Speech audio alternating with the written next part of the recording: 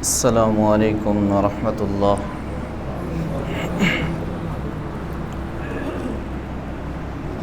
الحمد للہ رب العالمین، والصلاة والسلام علی سید الانبیاء والمرسلین وعلی آلہ واصحابہ اجمعین، اما بعد، اعوذ باللہ من الشیطان الرجیم، بسم اللہ الرحمن الرحیم۔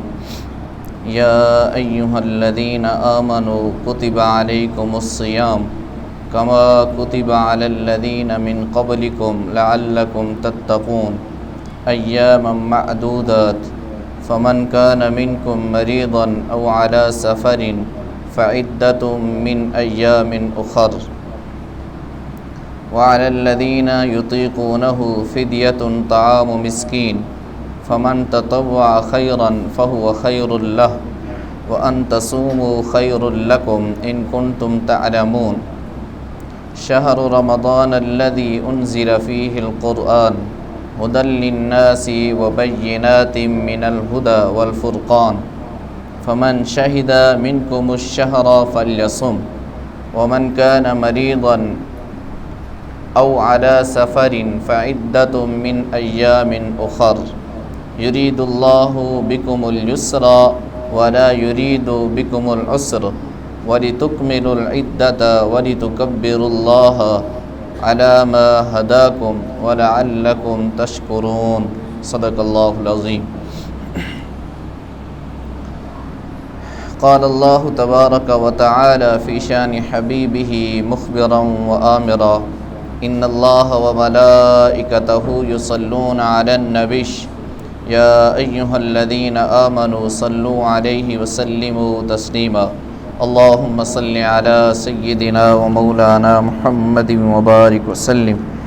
اللہم صل علی محمد وعلی آل محمد کما صلیت علی ابراہیم وعلی آل ابراہیم انک حمید مجید۔ اللہم بارک علی محمد وعلی آل محمد کما بارکت علی ابراہیم وعلی آل ابراہیم انک حمید مجید۔ صلاۃ و سلام علیک یا سیدی یا رسول اللہ وعلی آلک واصحابک یا سیدی یا خاتم النبیین۔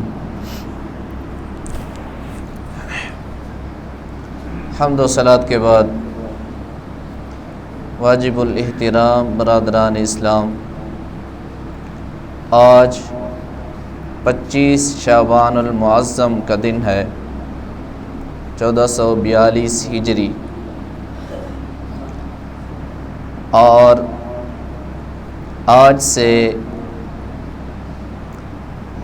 4 یا 5 دن کے بعد انشاءاللہ العزیز ایک اللہ کا مہمان ہماری طرف آ رہا ہے،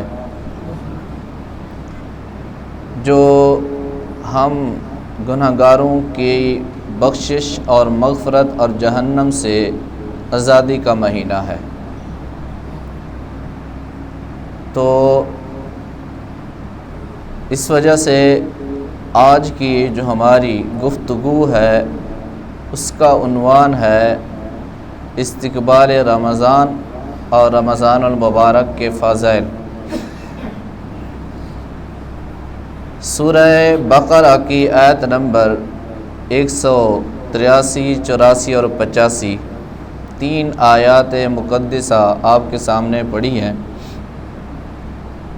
جس میں اللہ تعالی نے ایمان والوں سے خطاب کرتے ہوئے ارشاد فرمایا، یا ایھا الذین آمنوا، اے ایمان والو، کتب علیکم الصیام، تم پر روزے فرض کیے گئے ہیں، کما کتب علی الذین من قبلکم، جس طرح تم سے پہلے لوگوں پر روزے فرض تھے۔ یہ صرف ڈیوٹی تمہاری نہیں ہے، یہ مت سمجھنا کہ یہ کھانے پینے سے ہمیں روک دیا گیا ہے، فرمایا ایسی بات نہیں ہے، جو تم سے پہلے امتیں لوگ گزرے ہیں روزے ان کے اوپر بھی فرض تھے۔ کیوں فرض کیے ہیں؟ لعلکم تتقون، تاکہ تم پرہیزگار بن جاؤ، تم متقی بن جاؤ۔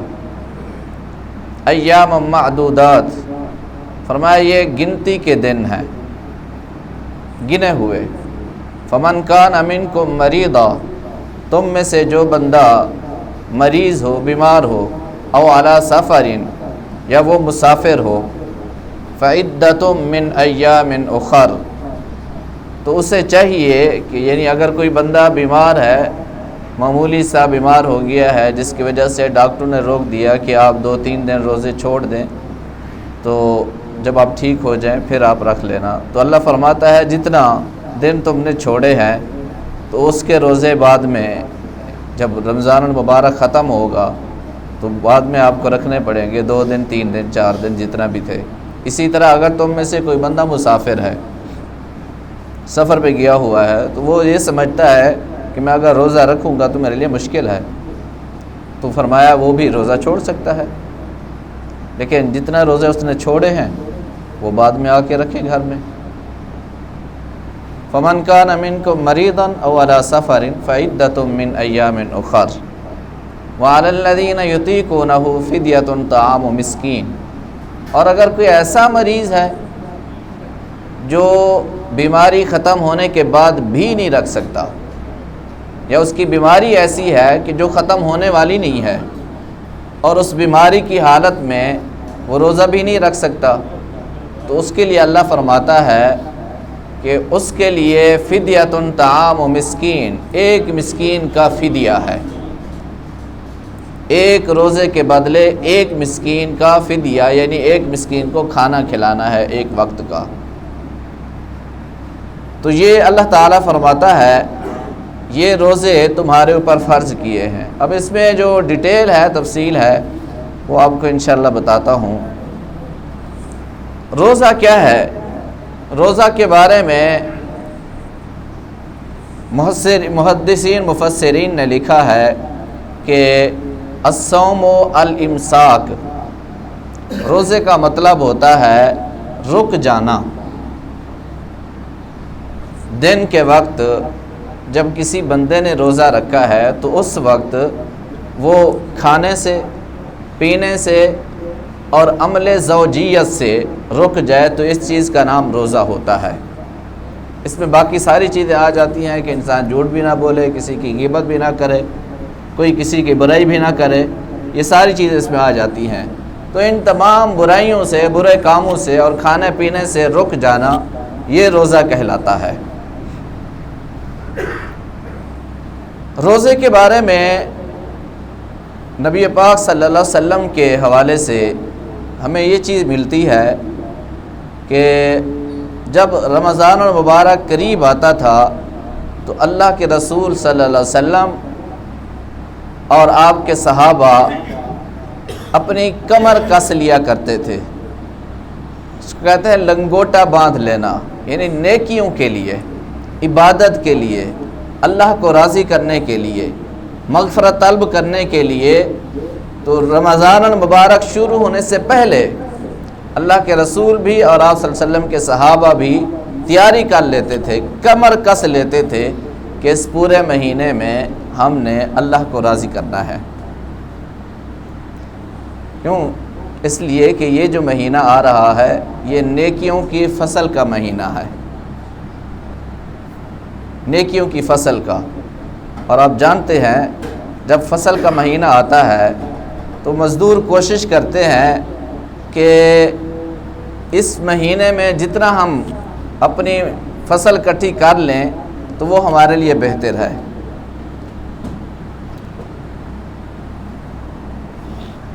گھر میں میرا ایک کام ہو رہا تھا، وہاں مستری کام کر رہے تھے، تو وہ جو ٹھیکیدار ہیں ان سے میں نے بات کی، میں نے کہا یہ روزے سے پہلے نا اس کام کو ختم کر دیں، مکمل کر لیں۔ یا آپ کو ایک مثال دے رہا ہوں، تو وہ مجھے کہنے لگے کہ صاحب معذرت لیبر نہیں مل رہی، مستری بھی نہیں ہے، مزدور بھی نہیں مل رہے۔ میں نے کہا یار اس کی کیا وجہ ہے؟ کہتے ہیں گندم کی کٹائی جو ہے اس کا موسم آ گیا ہے، تو جتنا مزدور تھے اور مستری تھے وہ سارے فصل کی کٹائی پہ چلے گئے ہیں، تو اس لیے یہ 1 مہینہ 20 سے 25 دن مزدور اور مستری نہیں ملتے، بڑا مشکل ہوتا ہے ہمارے لیے۔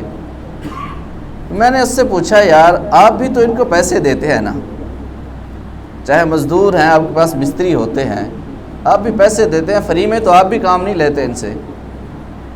کہتے ہیں آپ کی بات ٹھیک ہے، ہم بھی پیسے دیتے ہیں، لیکن بات یہ ہے کہ ہم دہاڑی دیتے ہیں، کسی کو 800، کسی کو 900، کسی کو 1000، عام روٹین میں یہی ہمارا چلتا ہے۔ جب اس موسم میں وہ فصل کاٹنے کے لیے جاتے ہیں، کوئی کٹائی کے لیے جاتا ہے، کوئی تھریشنگ کے لیے جاتا ہے، تو جب وہ فصل کے لیے جاتے ہیں تو ایک مزدور ایک دن میں 1 سے 1.5 من دانے گندم اپنی اکٹھی کر لیتا ہے۔ تو جو مزدوری ہم ایک دن میں دیتے ہیں اس میں تو 1 من نہیں ملتا، کیونکہ 1800 روپے تو گندم کا ریٹ ہے۔ اب وہ کرتے یہ ہیں کہ جب گندم کی فصل کا مہینہ آتا ہے، موسم آتا ہے، تو سارے مزدور، ساری لیبر چلی جاتی ہے گندم کی کٹائی پہ، 20 دن 25 دن 1 مہینہ وہ لگاتے ہیں اور پورے 11 مہینے کی وہ گندم اکٹھی کر لیتے ہیں۔ سال میں جو ان کی گندم یوز ہونی ہے، شہر میں تو لوگوں کے پاس رکھنے کی جگہ نہیں ہوتی، یہ تھوڑی تھوڑی لے کے آتے ہیں، دیہاتوں میں یہ ہوتا ہے کہ وہ پورا سال کی ایک دفعہ لے کے رکھ دیتے ہیں، اکٹھی کر دیتے ہیں۔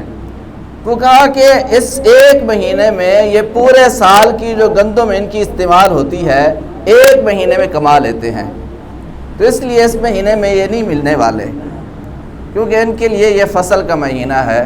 تو میرے ذہن میں آیا کہ جسم کی جو ایک طاقت ہوتی ہے، ضرورت ہوتی ہے، وہ ہوتی ہے گندم۔ اب گندم جسم کی طاقت ہے، جسم کی ضرورت ہے، اس جسم کی ضرورت کو پورا کرنے کے لیے مزدور 1 مہینہ لگاتا ہے، تو پورے سال کی جو جسم کی ریکوائرمنٹ ہے اس کو وہ اکٹھا کر لیتا ہے۔ جسم کے ساتھ ایک اور چیز ہے جس کو نیکیوں کی ضرورت ہوتی ہے، اور وہ ہوتی ہے ہماری روح۔ اب روح کو نیکیوں کی ضرورت ہے، تو نیکیوں کی جو فصل کا مہینہ ہے جس سے ہم نے اپنی روح کو طاقت پہنچانی ہے، وہ یہ مہینہ آ گیا ہے، رمضان المبارک کا مہینہ آ گیا ہے۔ تو یہ فصل کا اس کو مہینہ سمجھ لیں، نیکیوں کی فصل۔ اس میں میں آپ کو بتاتا ہوں کہ اللہ اس مہینے میں کتنا بڑا کرم کرتا ہے ایمان والوں پر۔ روزے جو ہیں یہ سن 2 ہجری میں فرض ہوئے، مکہ میں روزے فرض نہیں تھے، مدینہ میں روزے آ کے فرض ہوئے ہیں۔ مکہ میں نماز فرض ہوئی تھی، جب نبی پاک صلی اللہ علیہ وسلم آخری سال تھا حضور صلی اللہ علیہ وسلم کا، آپ معراج پہ گئے تو اس رات نماز فرض ہوئی۔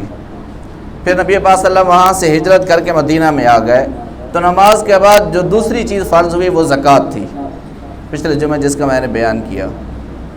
پھر زکوٰۃ کے بعد جو تیسری چیز فرض ہوئی وہ روزے تھے۔ سن 2 ہجری میں مدینہ منورہ میں نبی پاک صلی اللہ علیہ وسلم اور آپ کے صحابہ اور آپ کی امت پر اللہ نے روزے فرض کر دیے۔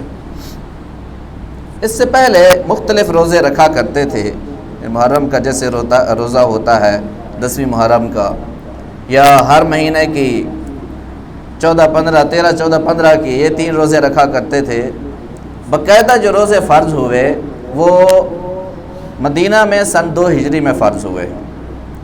پھر اس وقت رول یہ تھا، اصول یہ تھا، حکم یہ تھا کہ آپ نے روزہ صبح سویرے رکھا ہے، شام کو افطار کیا، افطاری کرنے کے بعد اور سونے سے پہلے تک آپ کھا سکتے ہیں،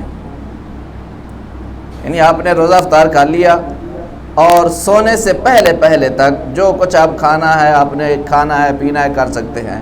جب آپ سو جاتے تو اس کے بعد آپ کے لیے کھانا پینا جائز نہیں ہوتا تھا کل افطاری کے ٹائم تک، یہ اصول تھا۔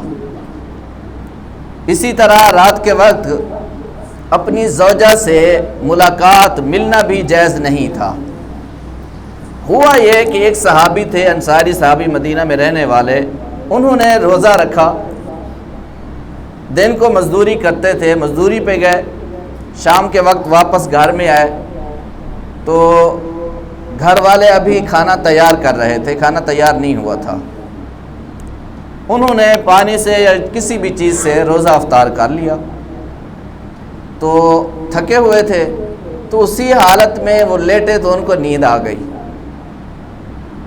اب جب نیند آئی تو لیٹ جا کے جب کھانا تیار ہوا تو ان کی بیوی کھانا لے کر گئی، تو وہ ایسا وقت ہو چکا تھا کہ اس وقت کھانا جائز نہیں تھا، یعنی عشاء سے بھی بعد کا ٹائم ہو چکا تھا۔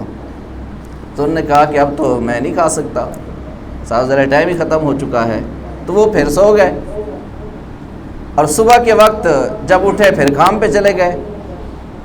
تو جب دوپہر ہوئی، چونکہ ایک پوری رات گزر چکی تھی، کھانا نہیں کھایا تھا، پھر دن کو نہیں کھایا، پھر اگلا جو دن ہے رات کو نہیں کھایا، پھر اگلا دن دوپہر تک ان کے اوپر غشی طاری ہو گئی بھوک کی وجہ سے۔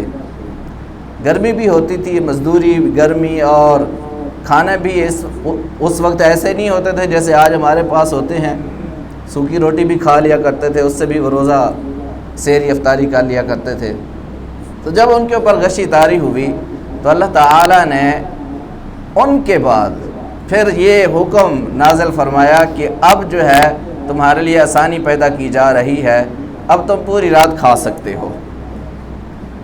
صبح یعنی صبح صادق سے جب تم سحری کرتے ہو، اس کے بعد سے افطاری تک اس ٹائم میں نہیں کھا سکتے، افطاری کے بعد صبح صادق تک جو کچھ آپ کھانا پینا چاہیں تو کھا سکتے ہیں۔ تو اس سے دیکھیں پتہ چل رہا ہے کہ صحابہ کی تکلیف بھی باقی امت کے لیے ایک رحمت بن جاتی تھی۔ آج جو ہم کمزور لوگ ہیں عملی طور پہ، ہمارے ہاں کچھ وہ حضرات بھی ہوتے ہیں جو صحت مند تندرست ہونے کے باوجود بھی بہانے ڈھونڈتے ہیں، جی نہیں میں روزہ نہیں رکھ سکتا، ٹھیک ہے، تو وہ جو صرف دن کا روزہ نہیں رکھ سکتا تو رات کا ہم لوگ کیسے رکھ سکتے؟ تو اس لیے اللہ تعالیٰ نے پھر آسانی پیدا کر دی۔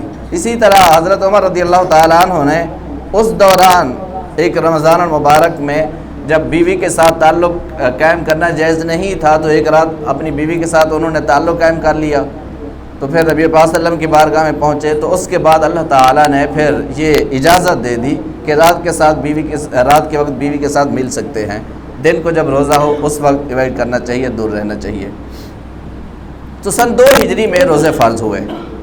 نبی پاک صلی اللہ علیہ وسلم نے ارشاد فرمایا کہ روزہ یعنی روزے کا جو رمضان المبارک کا مہینہ ہوتا ہے، کبھی 29 کا ہوتا ہے، کبھی 30 کا ہوتا ہے، کیونکہ جو چاند کا مہینہ ہوتا ہے اس کی 2 ہی تاریخیں ہوتی ہیں، یا 29 دن کا ہوتا ہے یا 30 دن کا، اس میں 28 بھی نہیں ہوتے، اس میں 31 بھی نہیں ہوتے۔ اب حضور نے فرمایا کہ اگر کہیں کسی سال ایسا آ جائے کہ جو رمضان کا مہینہ ہے، روزوں کا مہینہ 29 دن کا بھی ہو تو اللہ میری امت کو 30 کا ہی ثواب عطا فرماتا ہے، یہ اللہ کی کرم نوازی ہے۔ تو بہرحال بتایا یہ رہا تھا کہ رمضان المبارک اس امت پر اللہ نے فرض کیا ہے، تو اللہ نے ساتھ یہ بھی ارشاد فرما دیا کہ یہ روزے رکھتے ہوئے تم گھبرا نہ جانا کہ یار یہ اتنا بڑی تکلیف ہمارے اوپر آ گئی ہے، روزے ہم پہ صرف فرض کیا ہے۔ اللہ فرماتا ہے نہیں، تم سے جو پہلے لوگ گزرے ہیں ان کے اوپر بھی میں نے روزے فرض کیے تھے۔ روزے کے حوالے سے حضرت سلمان فارسی رضی اللہ تعالی عنہ کی ایک حدیث ہے جو انہوں نے نبی پاک صلی اللہ علیہ وسلم سے روایت کی، فرماتے ہیں کہ شعبان کا آخری دن تھا، یعنی کل روزہ ہونے والا تھا، تو شعبان المعظم کا آخری دن تھا۔ نبی پاک صلی اللہ علیہ وسلم نے ارشاد فرمایا، توجہ میری طرف رکھنی ہے آپ نے، حضور نے ارشاد فرمایا اے میرے صحابہ، آج تمہارے اوپر اللہ تعالیٰ کا ایک ایسا مہینہ سایہ فگن ہونے والا ہے جس میں اللہ تعالیٰ نے ایک ایسی رات رکھی ہے جو اس ایک رات میں عبادت کرے گا اللہ تعالیٰ اسے 1000 مہینوں کی راتوں کا عبادت کا ثواب عطا فرمائے گا۔ اور فرمایا اس مہینے میں یہ جو آج شروع ہونے والا ہے، حضور نے فرمایا جو آج شروع ہونے والا مہینہ ہے اس کے روزے اللہ نے میری پوری امت پر فرض کیے ہیں، یعنی جو عاقل اور بالغ انسان ہوتا ہے، چاہے وہ مرد ہو یا عورت ہو، اس کے اوپر روزے فرض ہیں۔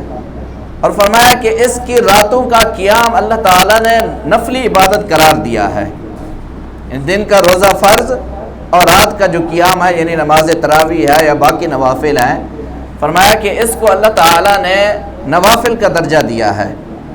اور فرمایا کہ جو بندہ اس مہینے میں ایک فرض ادا کرے گا، باقی مہینوں کی نسبت اللہ تعالیٰ اسے 70 فرضوں کا ثواب عطا فرمائے گا۔ اور جو اس مہینے میں یعنی رمضان المبارک میں ایک نفل پڑھے گا، باقی مہینوں کے برابر اللہ تعالیٰ اس کو فرض کا ثواب عطا فرمائے گا۔ یہ اس مہینے کی خاصیت ہے کہ آپ، میں اور آپ، ہم ایک رکعت نفل پڑھتے ہیں اس مہینے میں، رمضان میں تو وہ نفل شمار نہیں ہوتی، اس کو اللہ فرض بنا دیتا ہے۔ اور اگر ایک فرض پڑھتے ہیں تو اس کو اللہ تعالیٰ 70 فرض بنا دیتا ہے۔ اور فرمایا میرے صحابہ سنو، یہ وہ مہینہ ہے کہ اس مہینے میں اللہ تعالیٰ مومنین کا رزق بڑھا دیتا ہے، رزق میں اللہ اضافہ کر دیتا ہے، رزق میں زیادتی آ جاتی ہے اللہ کی طرف سے۔ اور فرمایا کہ یہ ایسا مہینہ ہے کہ اس مہینے میں اللہ تعالیٰ کا جو بھی بندہ، ایک بندہ مومن ایمان والا اگر کسی روزے دار کا روزہ افطار کراتا ہے تو اللہ تعالیٰ اس افطاری کرانے والے کو جہنم سے آزاد کر دیتا ہے اور اس کی گناہوں کی بخشش کر دیتا ہے۔ اب صحابہ نے عرض کی، کیونکہ بہت سے صحابہ کرام ایسے تھے جو صاحب زیر غریب تھے، تو انہوں نے عرض کی یا رسول اللہ، ہم میں سے ہر بندہ تو یہ طاقت نہیں رکھتا کہ کسی کا روزہ افطار کرا سکے، کچھ غریب بھی ہیں جن کے لیے یہ کام مشکل ہے، وہ اپنے گھر کا مشکل سرکٹ چلاتے ہیں، تو کسی کو کیسے روزہ افطار کرائیں گے؟ نبی پاک صلی اللہ علیہ وسلم نے فرمایا کہ اس مراد یہ نہیں ہے کہ اس کو پیٹ بھر کے کھانا کھلائے، اگر ایک کھجور دے دے یا ایک سادہ پانی کا گھونٹ اس کو پلا دے، اللہ اس کو بھی اتنا اجر عطا فرمائے گا۔ یہ اس مہینے کی برکت ہے۔ اور آگے نبی پاک صلی اللہ علیہ وسلم نے ارشاد فرمایا، اس مہینے کے جو پہلے 10 دن ہیں اللہ تعالیٰ نے ان کو رحمت بنا دیا ہے، اور دوسرے جو 10 دن ہیں اللہ تعالیٰ نے ان کو بخشش کے لیے رکھ دیا ہے، اور جو تیسرے 10 دن ہیں اللہ تعالیٰ نے اس کو جہنم سے آزادی کا ذریعہ بنا دیا ہے۔ اور نبی پاک صلی اللہ علیہ وسلم نے ارشاد فرمایا میرے امتیو یاد رکھنا، 4 عادتوں کو اس مہینے میں جمع کر لو اپنے اندر، 4 عادتوں کو۔ صحابہ نے کہا یا رسول اللہ وہ کون سی ہیں؟ فرمایا ان میں سے 2 تو ایسی ہیں جن سے تمہارا رب تم سے راضی ہوگا، 2 ایسی ہیں جس سے تمہارا رب راضی ہوگا۔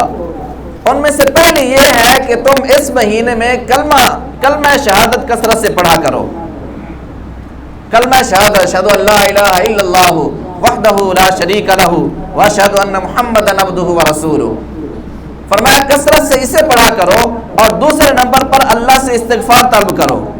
فرمایا یہ 2 عمل ایسے ہیں کہ اس مہینے میں تم کرو گے تو تم سے اللہ تعالیٰ راضی ہو جائے گا۔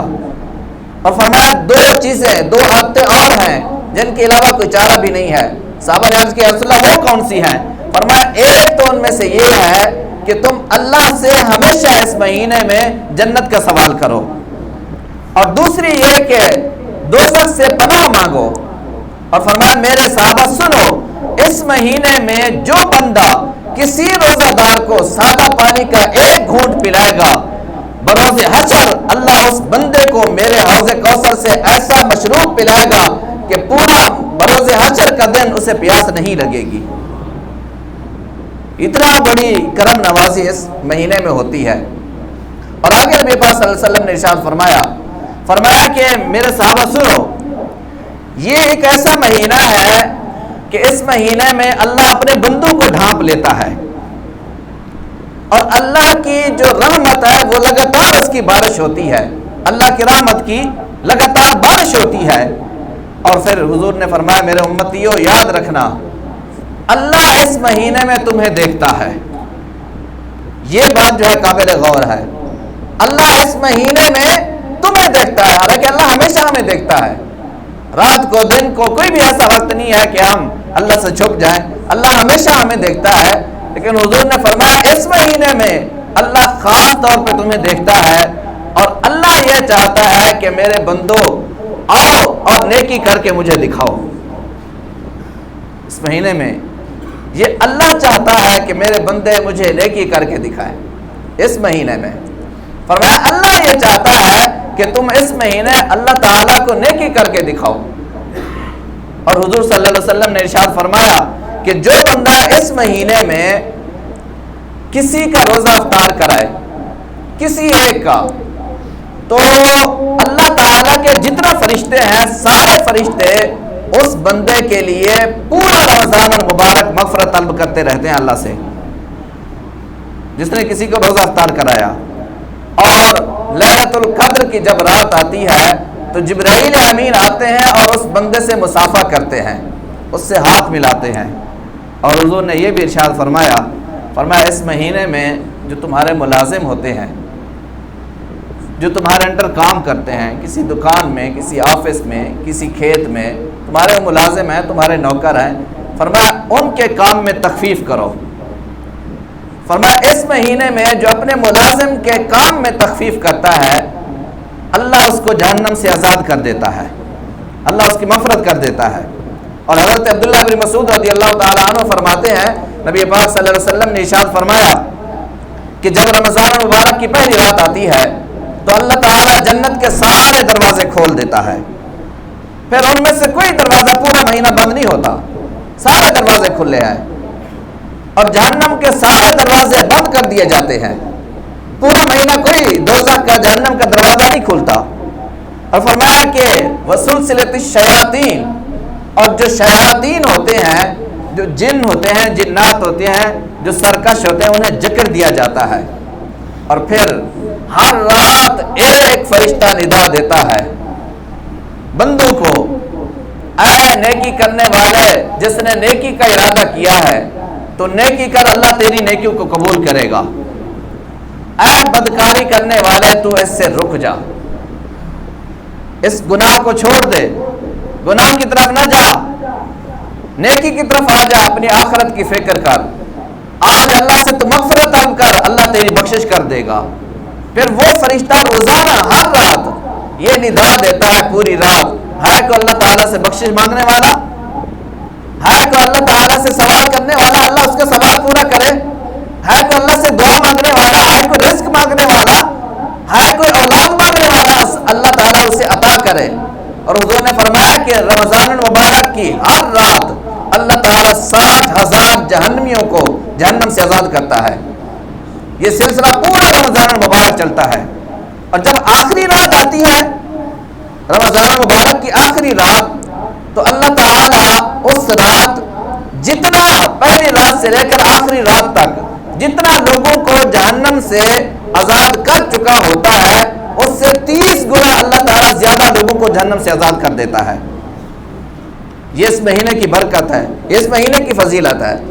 اور حضور اکرم صلی اللہ علیہ وسلم نے یہ بھی ارشاد فرمایا کہ اس مہینے میں تم اپنے گھر والوں پہ فراوانی سے خرچ کرو، اللہ تمہارے خرچ میں، تمہارے رزق میں اللہ برکت ڈال دے گا، کمی نہیں آئے گی، برکت ڈالے گا اللہ تعالیٰ. تو یہ رمضان المبارک کے فضائل ہیں. یہ جو خصوصیات ہیں یہ صرف رمضان المبارک کو حاصل ہیں، اور کسی مہینے کو اللہ تعالیٰ نے یہ خصوصیات عطا نہیں کی. تو اس لیے اتنا بڑا مقدس مہینہ ہمارے سامنے آ رہا ہے 2-3-4 دن کے بعد. تو اللہ تعالیٰ سے سب سے پہلے تو دعا یہ ہے کہ اللہ ہمیں وہاں تک پہنچا دے، اور پھر جب ہم وہاں تک پہنچ جائیں تو پھر پیچھے ہٹ کے نہ دیکھیں، پھر پیچھے مڑ کے نہ دیکھیں کہ میرا یہ کام پڑا ہے، وہ کام پڑا ہے. پچھلے رمضان المبارک سے لے کر آج تک 11 مہینے ہم گزار چکے، کوئی کام ہمارا مکمل ہوا نہیں ہوتے، کام نہیں مکمل ہوتے. زندگی مکمل ہو رہی ہے، گھٹتی جا رہی ہے. تو اس لیے اتنا بڑا مقدس مہینہ آ رہا ہے، مت اس کو کاموں میں ضائع کریں. کام ضرور کریں، یہ نہیں ہے کام نہیں کرنے، کام ضرور کریں، لیکن اس میں خود تخفیف کریں کہ یار پورے 11 مہینے میں نے کام کیے ہیں، کام سے جان ہی نہیں چھوٹتی. تو اس لیے یہ اتنا بڑا فصل کا مہینہ آیا ہے، نیکیوں کی فصل کا، تو اس کو میں نے کاموں میں نہیں ضائع کرنا۔ ہمارے ہاں ہوتا یہ ہے کہ لوگ کہتے ہیں جی میں تو مزدوری کرتا ہوں، میں تو دیہاڑی کرتا ہوں، میرا تو کام بڑا سخت ہے، میں کیسے روزے رکھوں گا۔ اب قرآن مجید اٹھائیں، ایک آیت یا ایک آیت کا کچھ حصہ مجھے کہیں سے نکال کے دیں جہاں اللہ نے لکھا ہو کہ مزدوروں کے اوپر روزہ فرض نہیں ہے۔ کوئی ایک حدیث میں نے اپنی زندگی میں آج تک نہ پڑھی ہے نہ سنی ہے جہاں یہ لکھا ہو کہ جو مزدوری کرتا ہے اس کے اوپر روزہ فرض نہیں ہے، جو دیہاڑی کرتا ہے اس کے اوپر روزہ فرض نہیں ہے۔ روزہ صرف اس کے اوپر فرض ہے جو دفتر میں بیٹھتا ہے، روزہ صرف اس کے اوپر فرض ہے جو اے سی پہ بیٹھتا ہے، یا روزہ صرف اس کے اوپر فرض ہے جو ویلا ہے، روزہ رکھ کے سو جاتا ہے۔ صحابہ کرام کے دور میں دفتر ہوتے تھے، اے سی پہ وہ بیٹھتے تھے۔ ابو بکر صدیق سے لے کر حضرت بلال تک سارے دیہاڑی کیا کرتے تھے، روزہ بھی رکھا کرتے تھے، جنگ بھی کیا کرتے تھے، روزہ بھی رکھا کرتے تھے۔ ہم نے عجیب منطق نکال لی ہے جی میں تو دیہاڑی کرتا ہوں جی۔ آپ سے بڑے دیہاڑی دار وہ تھے، اور آپ میں سے کون نہیں جانتا کہ عرب کی گرمی کتنا ہوتی ہے؟ کون سی یہ سہولیت وہاں پہ تھی؟ کچھ بھی نہیں تھا۔ انہوں نے تو نہیں کہا یار ہم دیہاڑی کرتے ہیں، ہم مزدوری کرتے ہیں، شوق سے روزہ رکھا کرتے۔ بلکہ شوق کیا، جب رمضان المبارک ختم ہونے کو آتا تھا صحابہ اکٹھے ہو جاتے حضور کے پاس، یا رسول اللہ صلی اللہ علیہ وسلم رمضان المبارک آیا تھا اور اب جا رہا ہے، ابھی ہمارا دل بھرا نہیں ہے عبادت سے۔ ہم تو یہ کہتے ہیں کہ اللہ تعالیٰ پورے سال کو رمضان بنا دے اور ہم کثرت سے عبادت کرتے رہیں۔ بھئی ان کا تو یہ جذبہ ہوتا تھا۔ ایسے تو نہیں اللہ نے قسمیں اٹھا دی، پھر ایسے تو نہیں اللہ نے کہا کہ اللہ تعالیٰ ان سے راضی ہو گیا ہے۔ اللہ کو راضی کرنے کے لیے بھئی کچھ کرنا پڑتا ہے۔ ہم تو ایسے بہانے بنا لیتے ہیں۔ ہر بندہ کہتا ہے جی جب روزے آتے ہیں ٹھیک ٹھاک تندرست ہے، میں روزہ رکھا نہیں جی، میں جو نا فلاں تکلیف ہے، میں بیمار ہوں اس لیے روزہ نہیں رکھا۔ اور میرے بھائی دعا مانگ اللہ تجھے صحت دے، اللہ تجھے بیماری سے محفوظ رکھے، ورنہ ان گناہگار آنکھوں نے ایسے لوگ بھی دیکھے ہیں جو گھر کے مالک ہوتے ہیں، بینک بیلنس کے مالک ہوتے ہیں، گھر میں ہر نعمت موجود ہوتی ہے، لیکن اس منہ میں خوراک کی نالی لگی ہوئی ہوتی ہے، اعلیٰ قسم کا گھر کھانا پکا ہوا ہے، وہ کھانا ڈرائیور کھا رہا ہے یا وہ برتن مانجنے والی ماسی کھا رہی ہے، جس کا جو مالک ہے اس کو نصیب نہیں ہو رہا۔ 6 قطرے 6 گھنٹے کے بعد گلوکوز کے ٹپکائے جاتے ہیں اس کے اندر، اس کے علاوہ اس سے زیادہ علاوہ بھی نہیں ہوتا۔ دعا مانگ اللہ تجھے اس پوزیشن سے محفوظ رکھے۔ تو یار ایسے اپنے آپ کو بیمار کر رہا ہے۔ میں ایک دن ایک کالم پڑھ رہا تھا تو یورپ کا ایک شخص تھا، اس نے کہا کہ میرے پاس کھربوں کی جائیداد ہے، کھربوں کی، مجھے بیماری ایسی لگی ہے کہ میں کوئی چیز نہیں کھا سکتا سوائے اس کے جو جب آٹا وہ چھانتے ہیں تو اوپر جو چھان نکلتا ہے کہ صرف میں اس کو کھا سکتا ہوں، اس کے علاوہ کوئی چیز نہیں کھا سکتا۔ اور تو کہتا ہے کہ میں صحت مند ہو کے کہتا ہے میں بیمار ہوں، روزہ نہیں رکھ سکتا۔ اللہ سے معافی مانگ، ڈر اللہ سے کہ اللہ تجھے وہاں تک پہنچا دے۔ اللہ کے رسول صلی اللہ علیہ وسلم نے ارشاد فرمایا جو بندہ صحت مند تندرست ہو کے بہانے بناتا ہے کہ مجھے یہ تکلیف ہے وہ تکلیف ہے، روزہ نہیں رکھتا، اللہ اس کو مرنے سے پہلے اس تکلیف میں ضرور مبتلا کرتا ہے۔ اس لیے خدا کا میرے بھائیوں روزے کے ڈر سے اپنے آپ کو بیمار نہ کرو۔ اللہ سے پوچھو اللہ کیا فرماتا ہے۔ اللہ فرماتا ہے اے میرے بندے 11 مہینہ تو کھاتا رہا، تجھے طرح طرح کی نعمتیں دی میں نے، 1 مہینہ میری بات مان لے، 1 مہینہ۔ اور یہ بھی نہیں ہے کہ کچھ نہ کھا، رات کے وقت کھا سکتا ہے تو جو بھی کھانا چاہے کھا سکتا ہے، صرف دن کے وقت جو تھوڑا سا ٹائم ہے اس میں میری مان لے۔ یا اللہ اگر تیری مان لوں تو مجھے کیا ملے گا؟ اللہ فرماتا ہے صوم و تصوم، تو روزہ رکھ میں تجھے صحت مند کر دوں گا۔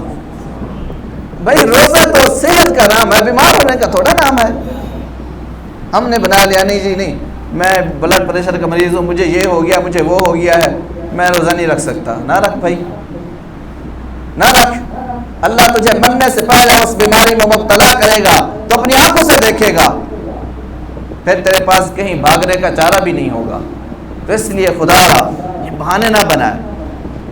اور دوسرے نمبر پر یہ جو مہینہ ہے یہ قرآن مجید پڑھنے کا مہینہ ہے. قرآن اور رمضان کا بڑا قریب کا تعلق ہے. اللہ تعالیٰ نے عرش معلیٰ سے پہلے آسمان تک یک بارگی قرآن نازل کیا ہے، وہ یہی مہینہ تھا رمضان المبارک کا. پھر وہاں سے نیچے 23 سال میں تھوڑا تھوڑا آتا رہا. تو رمضان اور قرآن مجید کا تعلق یہ ہے. مشکات کی حدیث ہے، نبی پاک صلی اللہ علیہ وسلم نے ارشاد فرمایا کہ رمضان المبارک بروز حشر ایک بندے کی شفاعت کرے گا. رمضان المبارک بھی کرے گا، قرآن بھی. رمضان المبارک کیا کہے گا؟ یا اللہ تو نے مجھے بھیجا تھا، میں گیا تھا، یہ بندہ اس نے میرا احترام بھی کیا، روزہ بھی رکھا، دن کو کھانے پینے سے بھی رکا رہا، اس نے میرا احترام کیا ہے. آج میں رمضان المبارک ہو کے تیری بارگاہ میں یہ سفارش کرتا ہوں تو اس کی بخشش کر دے. اللہ کہے گا میں نے قبول کر لی. قرآن مجید کیا کہے گا؟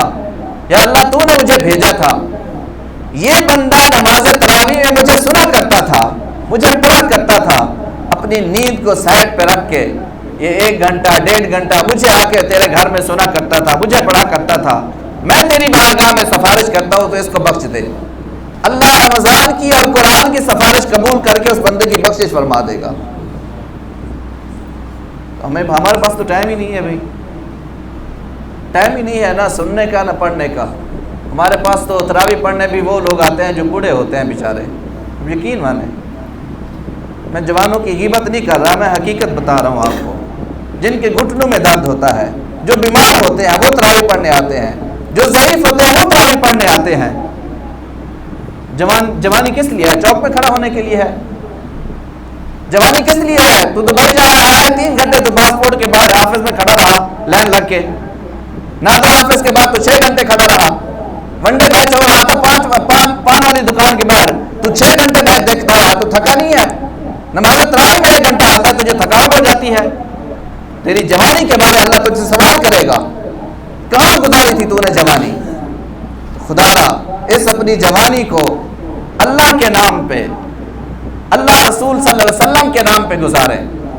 قرآن پڑھیں، قرآن سنیں. آپ کو پڑھنا نہیں آتا کسی بھی مسجد میں چلے جائیں، نماز تراویح پڑھیں. جب اللہ خود کہہ رہا ہے کہ تراویح پڑھو گے تو میں تمہاری اس تراویح کو فرض بنا دوں گا یار، تو اس سے بڑھ کر ہمیں کون سا ثواب چاہیے، کب چاہیے؟ تو اس لیے ایسا بھی نہ کرے کہ ان جوانی کے لمحات کو ایسے مت ضائع کریں گلیوں میں چوکوں میں. پچھلے سال کی بات ہے، میں نے شاید پہلے بھی ایک دن کہا ہے، میں نے ایک 2-3 جوان آتے تھے ادھر نماز پڑھنے، تو وہ چونکہ کرونا کی وجہ سے کچھ پابندی بھی تھی تو وہ نہیں آ رہے تھے. مجھے ملے، میں نے ان سے پوچھا یار نماز پڑھنے نہیں آ رہے؟ انہوں نے کہا کہ گھر صاحب وہ SOPs کی وجہ سے نا ہم نہیں آ رہے. میں نے کہا یار چلو ٹھیک ہے، حفاظت کرنی چاہیے. اب ایک رات میں تراویح پڑھ کے واک کرنے کے لیے نکلا، میں نے دیکھا کہ ایک سڑک پہ بیٹھ کے نا وہ کنارے پہ 3-4 اکٹھے ہو کے لوڈو کھیلی جا رہے ہیں. میں کہ تھوڑا بھلا ہوئے، ادھر کدھر گیا تمہارا SOPs؟ یہاں پہ یار سڑک پہ بیٹھے ہو، گرمی کا بھی موسم آ گیا تھا، تب مکھیاں بھی تمہارے اوپر بیٹھی ہوئی ہیں، ادھر تمہیں SOPs کا کوئی خیال نہیں ہے. تو یہ مسجد میں ٹھیک ہے اب بھی کرونا ہے، میں پہلے دن سے کہہ رہا ہوں حفاظت اپنی ضرور کریں، لیکن یار اتنا بھی کچا ایمان نہ رکھیں کہ میں یار اللہ کی نماز پڑھنے جا رہا ہوں تو مجھے کرونا لگ جائے گا، بازار میں جا رہا ہوں تو تب نہیں لگے گا. اس سے کچا ایمان اور کیا ہو سکتا ہے؟ تو اس لیے یہ اللہ کا مہمان آیا ہے، اس کے لیے خوب تیاری رکھیے. اور پھر اس پہ ایک اور بات یاد رکھے، یہ غم خاری کا مہینہ ہے، صبر کا مہینہ ہے، ہمدردی کا مہینہ ہے. کسی کے ساتھ ہمدردی کرے تو اس کی عزت کا بھی خیال رکھے. ہمارے ہاں یہ ہوتا ہے کہ ایک چودھری صاحب آٹے کا تھیلا دے رہے ہیں تو 10 اخباروں میں اس کی تصویر بھی آ رہی ہوتی ہے. یہ ہمدردی نہیں ہے، یہ آپ اس کی عزت پامال کر رہے ہیں جس کو آٹا دے رہے ہیں. اس کے ساتھ ہمدردی کریں، اگر کچھ دے رہے ہیں تو اس کی عزت بھی کریں. اور پھر ایک اور بات، اگر آپ نے کسی کو کوئی چیز دینی ہے، ہمدردی کرنی ہے تو ٹائم پہ دیں، وقت پہ دیں. ہمارے ایک بزرگ استاد اکثر فرمایا کرتے تھے کہ میں اپنے دوستوں سے پوچھتا ہوں کہ قاری صاحب کو جو ہے وہ رمضان مبارک میں کب سوٹ دیتے ہیں؟ تو لوگ کہتے ہیں کہ 27ویں کو. 27ویں کو دینے کا کیا مطلب ہے کہ قاری صاحب پہن نہ سکیں؟ 27ویں کو آپ دے رہے ہیں، 28ویں کو درزی کے پاس جائیں گے تو 28ویں کو آپ کو کوئی درزی سی دیتا ہے؟ کبھی بھی نہیں. خود تو درزی کہتا ہے میرے پاس جو پہلے پڑے ہیں ان کو بٹن لگانے کے لیے میرے پاس ٹائم نہیں ہے، تو قاری صاحب کو کیسے وہ سی کے دیں گے؟ تو اس لیے اگر آپ کسی کو کوئی چیز دے رہے ہیں، کسی غریب کو دے رہے ہیں تو وقت پہ دیں. ہم آخری روزے والے دن فطرانہ اٹھا کے غریب کے پاس جاتے ہیں، جی یہ لے فطرانہ. کیا کرے گا وہ؟ کپڑے لے گا؟ کیا کرے گا کپڑوں کو؟ آپ نے فطرانہ دینا ہے تو پہلے روزے والے دن دے، دوسرے والے دن دے. ٹائم پہ اگر آپ نے کسی کی مدد کرنی بھی ہے تو ٹائم پہ کریں. باقی اپنے آپ کو عبادت کے لیے اس مہینے میں خاص طور پہ مصروف رکھیں. یہ اس سے بڑھ کر جو ہے اللہ تعالیٰ کی رحمت اور بخشش والا کوئی مہینہ نہیں ہوتا. ہمارے پاس بہت سے لوگ پچھلے سال ان دنوں میں بہت سے لوگ تھے، آج نہیں ہیں، چلے گئے ہیں. ہمیں بھی نہیں پتا، ہو سکتا ہے یہ رمضان ہم پالے اگلے تک رہ سکتے ہیں کہ نہیں رہ سکتے. تو اس لیے کام ساتھ ضرور رکھیں اپنے، لیکن اللہ کی عبادت کے لیے اپنے آپ کو فارغ رکھیں. روزے رکھیں، نماز تراویح پڑھیں، قرآن مجید کی تلاوت کریں. آپ پڑھے یا نہیں ہیں تو کہیں جا کے آپ تلاوت سنیں، نماز تراویح میں ضرور شامل ہوں. اللہ کے گھروں کو آباد رکھیں.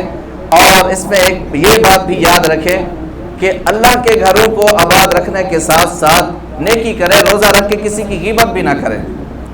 اور آخری بات یہ ہے کہ رمضان مبارک میں چونکہ تعداد نمازیوں کی بھی بڑھ جاتی ہے، تو اگلے جمعہ صاف ظاہر ہے ہم رمضان المبارک میں ہوں گے اگر زندگی رہی تو وقت پہ آئیے گا. ہوتا یہ ہے کہ جو ریگولر نمازی ہوتے ہیں وہ تھوڑا اپنے ٹائم پہ آتے ہیں، تو ان کے آنے سے پہلے جگہ فل ہو چکی ہوتی ہے، تو پھر شکایت کرتے ہیں یا ناراض ہوتے ہیں. تو اس لیے وقت پہ آئیں گے تو ہمیں جگہ بھی مل جائے گی. وآخر دعوانا الحمدللہ رب